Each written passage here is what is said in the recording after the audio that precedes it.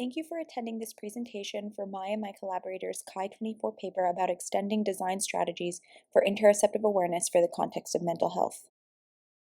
Interoception is the perception of sensations from inside the body. While there are several conceptions of interoceptive awareness, this work is consistent with Cynthia Price's definition of interoceptive awareness as the internal sensations that become available to conscious awareness, such as hunger or sensations associated with emotions. Interoceptive deficits are associated with several mental health conditions, but here we will largely focus on disordered eating, where such deficits look like dissociation from sensations of hunger and fullness, as well as confusion around the origins of sensations arising from emotions, such as anxiety. Because of its role in mental health, there are several therapeutic frameworks which incorporate interoceptive awareness practices.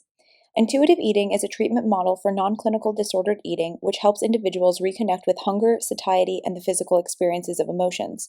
Somatic experiencing is a trauma-focused form of talk therapy which incorporates sensation awareness, and mindful awareness and body-oriented therapy is a body-based therapy which focuses on improving body literacy, mindful attention of sensation, and fostering the capacity to select appropriate responses. On examination of these models, we found that there were typically three aspects of practicing interoceptive awareness. The first is simple noticing or becoming aware of sensations, so mentally noting tightness in the chest. The second is articulating, maybe saying, "My chest is radiating and glowing."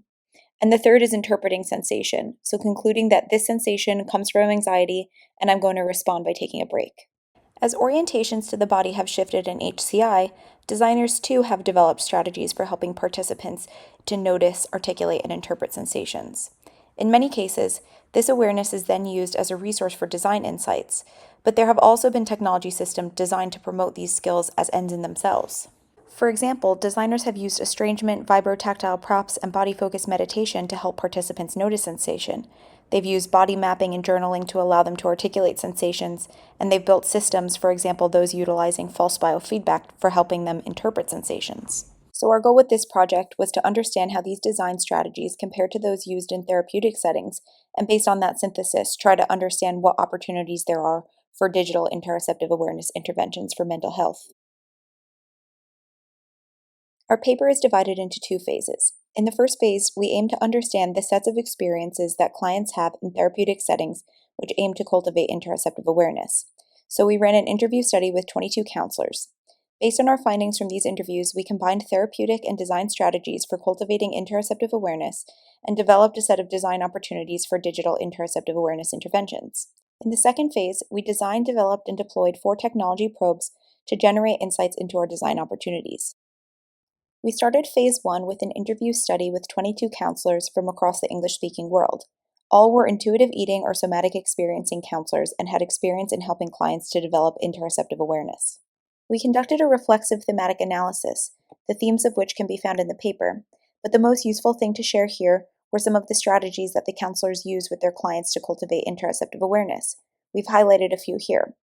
For noticing, they talked about becoming aware of sensations as they arise and sustaining awareness, and also building in noticing routines, like practicing mindfulness of the body every night at bedtime.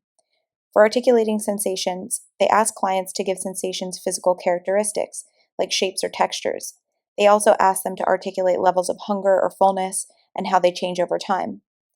This was also a method to help clients to interpret sensation, using metaphors such as waves to help them notice the dissipation of uncomfortable sensations. And finally, they always ask clients to observe their sensations compassionately, as this would help them to interpret them in supportive rather than punishing ways. We synthesized the design-based strategies mentioned earlier and those we learned from our counselors into 7 design opportunities for digital interoceptive awareness interventions. The opportunities to scaffold noticing sensation were using estrangement to help individuals recontextualize challenging sensations, exploring technology as a means to imbue routine activities with interoceptive awareness, and to design just-in-time digital interoceptive awareness interventions. To scaffold articulating sensation, we could look at using technology to help people with creative articulation of sensations and designing digital or analog body journals. Finally, for scaffolding sensation interpretation, the design technique of body maps could be used to help identify safe sensations or their emotional sources, and we could also explore how technology could help to highlight the dissipation of uncomfortable sensations. In phase 2 of the project, we wanted to see how participants would respond to instantiations of a subset of the opportunities. So we designed and developed 4 technology probes to serve as design exemplars with which to gain deeper insights into our opportunities in a real-world setting. Our first probe was a 2-minute daily interoceptive awareness practice with a brief mindfulness video followed by a reflection exercise using body maps and other input. Our second probe allowed for creative articulation of sensation using images. Participants were asked to select one or more emotions and sensations, upload an illustrative photo, and write why the association was made. Our third probe made strange the experience of eating by imbuing it with interoceptive awareness. It had 7 stages, each featuring a brief mindfulness video centered on a single facet of the eating experience, followed by reflection questions about food, bodily sensations, and satisfaction. Finally, our fourth probe was a digital body mapping practice coupled with listening to music. The first step of the activity was to select and listen to joyful and melancholic music, and then use images and words to articulate the resulting sensations on a body map. We deployed our probes in 2 asynchronous remote communities, which ran in parallel over 5 weeks. Combined, we had 24 young women participate. Some had non-clinical disordered eating behaviors. All wanted to improve their relationship with food and body, although none had a history with clinical eating disorders.